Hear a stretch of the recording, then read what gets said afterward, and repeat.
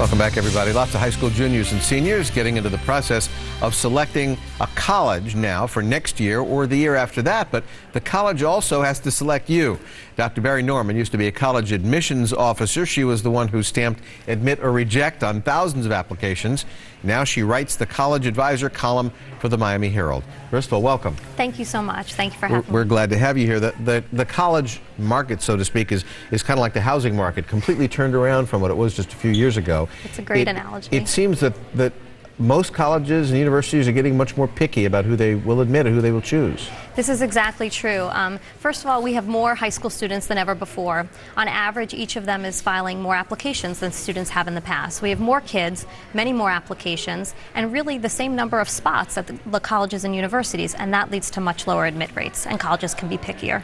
So what does this all mean for the average junior or senior looking to go to the college of his or her choice right now? Sure. The best tip that I can give for juniors and seniors, and I would even go back to the freshmen and the sophomores, is you've got to start early. You've got to start in 9th grade thinking about everything, because colleges look from day one of 9th grade. So they basically feel like life doesn't really exist prior to 9th grade. So what you did in 8th grade or 7th grade, they never see. But starting day one of 9th grade, it's a blank slate, which is great for kids who might have had some difficulty in the past, and you can really start fresh. But they're looking very carefully from 9th grade and on. But are you talking only about the record, you know, the academic record and the service record, but are you also talking that kids in the 9th grade should be thinking about where they want to go? I think they should be thinking and making good decisions. I don't think they should be thinking specifically about colleges, like a specific school per se, but they absolutely need to be thinking about their academic record, start thinking about extracurricular activities, start exploring things. This is the time you have to explore, and then once you get your feet wet and you figure out what you love and what your passions are,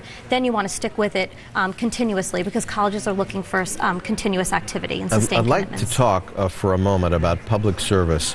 A student that has a perfect academic record, let's just say that the kid's got a great SAT and an A average. Is there still a handicap with no public service record? With no public service record, absolutely. It's really expected that students are going to do extracurricular activities. If you don't have it, you're going to stand out in the negative kind of way. But at the same time, sometimes parents and students think that a strong service record will make up for a modest or poor academic performance. Well, and to what extent is that true? It isn't usually true really at all, actually, because what parents and students often forget, this is primarily an academic competition. There are expectations that you're going to take your knowledge and use it outside in your community and beyond, that you'll follow your passions, that you'll develop interests. But at the end of the day, this is an academic competition. They're looking at transcripts, they're looking at SAT scores, also at the extracurricular activities, and certainly your application itself is extremely important, how you present yourself. A student, of course, has got to do well academically, and now you're saying has to have public service on the record, but they've got to have a life too while they're in school. Is there a point, I mean, how much is too much?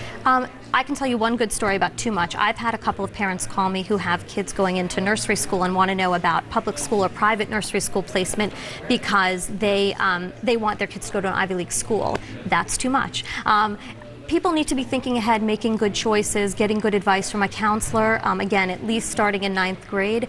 But you need to have a life, and colleges want you to have a life. I read applications. I was one of those people looking at the activities grid. I was looking, and sometimes I said, when does this student, what do they do for fun? You know, you want somebody who's going to come to campus and not just sit in their room and do all their work and then just go into the community but not do anything on campus and not have a life, because that's how we explore what we love, is by having some free time and doing that. So I think it's really important. Is it still easier to get into a state school than an Ivy League school? It depends what state school you're talking about. So sometimes yes and sometimes no. But the Ivy League schools in general are always tougher than any state school. But you've got some up there, you know, University of North Carolina, Chapel Hill, University of Virginia, UCLA, and UC Berkeley from out of state. That's getting up there. It's really tough for out-of-state kids in the UC system. All right, Doctor, thank you very much for joining us. My pleasure. Thank you. If you'd like a personal college counselor to walk you through the process and around the pitfalls, so to speak, that is what Dr. Norman does now. You can contact her through our website, and if you go to NBC6.net and click on South Florida Today for a link, we'll get you there. Kelly?